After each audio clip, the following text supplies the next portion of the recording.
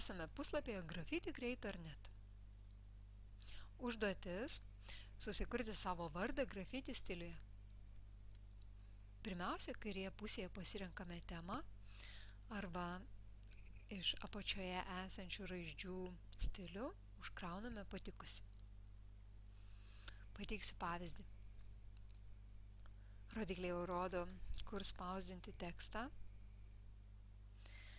Galime keisti jo plotį, aukštį, sukti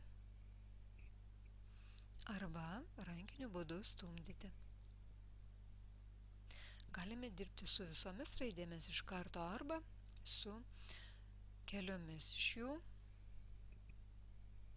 Aš pasirinksiu visas, tai bus greičiau pademonstruoti spalvinimo galimybės.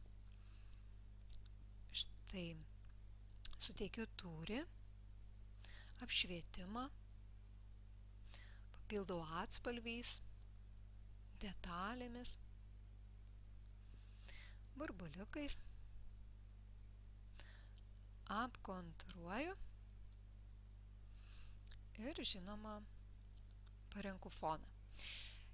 Jeigu ruošiatės spausdinti, geriau pasirinkti baltą foną, nes taip išnaudosite mažiau dažų. Nemokama programos versija neturi išsaugojimo galimybių, todėl teks klaviatūroje pasirinkti print screen mygtuką ir nufotografuoti vaizdą ekrane.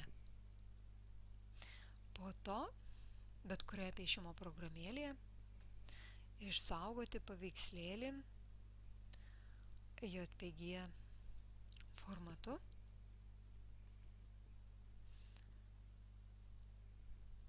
Na, štai ir viskas. Tikiuosi, jums pavyks sukurti labai gražių pavyzdžių. Atsiųskite juos man paštu, elektroniniu paštu. Sėkmės ir iki.